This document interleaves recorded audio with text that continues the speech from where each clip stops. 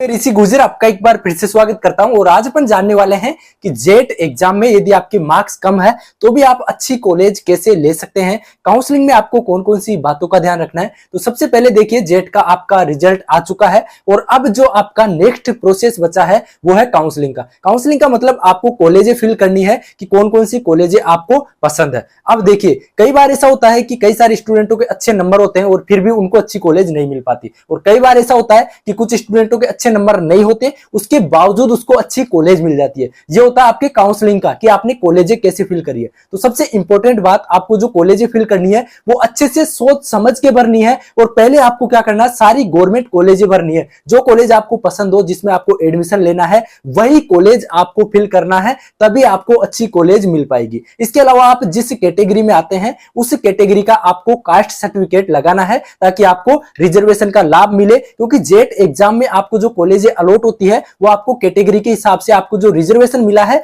उसी के अकॉर्डिंग आपको कॉलेज अलॉट होता है। कैटेगरी में आते हैं, उस कैटेगरी का लाभ लेने के लिए आपको अपना कास्ट सर्टिफिकेट है वो काउंसलिंग में जरूर लगा देना है ताकि आपको आपकी कैटेगरी का लाभ मिले और अच्छी कॉलेज आपको अलॉट हो। तो गवर्नमेंट कॉलेज है उसमें नॉर्मल और पेमेंट दोनों सीटें होती है। नॉर्मल सीट तो जो नॉर्मल उसकी फीस लगेगी, और पेमेंट सीट क्या होती है कि उसकी कई ज्यादा गुना आपसे फीस ली जाती है पेमेंट के रूप में। जैसे कि एमपीयूटी की बात करें तो एमपीयूटी की जो पेमेंट सीट की फीस होती है वो लगभग 40 से 45 हजार के लगभग होती है एक सेमेस्टर की। तो पेमेंट सीट की फीस काफी ज्यादा होती है। तो नॉर्मल और पेमेंट दोनों सीटों का आपको ध्यान रखना है। बाकी जो प्राइवेट कॉलेजें हैं उनमें सारी सीटें नॉर्मल सीटें होती है, कोई भी पेमेंट सीट नहीं होती। तो सभी कॉलेजों के अच्छे से डिटेल देख के और आपको फिर फिल करना है। कई सारी कॉलेजों में हॉस्टल भी है तो हॉस्टल की डिटेल भी आपको देख लेनी है और फिर आपको कॉलेज फिल करना है। अब देखिए, कॉलेजें कई सारी खुल चुकी है। लास्ट ईयर भी 29 कॉलेज खुली थी, इस बार 7 न्यू कॉलेज ऐड हुई है। तो उन कॉलेजों को भी आपको ऐड करना है। ऐसा नहीं हो कि आपको कॉलेजों का पता ही नहीं चले। हम भी आपको लिस्ट प्रोवाइड करवा देंगे कि कौन कौन सी गवर्नमेंट कॉलेज हैं, कौन कौन सी प्राइवेट कॉलेज हैं,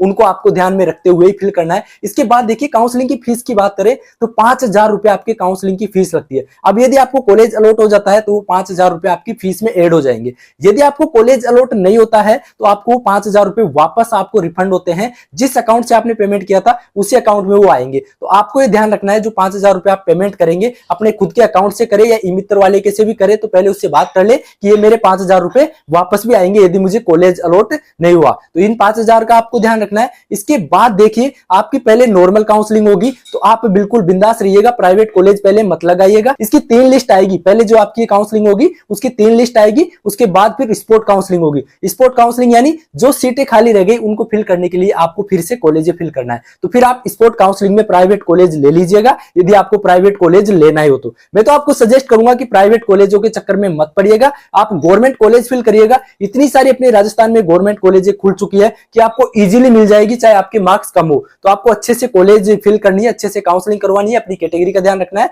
और सारा कुछ अच्छे से देख के आपको कॉलेज फिल करना है। उम्मीद है आपको अच्छी कॉलेज मिल जाएगी। बाकी कोई भी डाउट कंफ्यूजन रहे तो आप कमेंट कर दीजिएगा। मिलते हैं नेक्स्ट वीडियो में।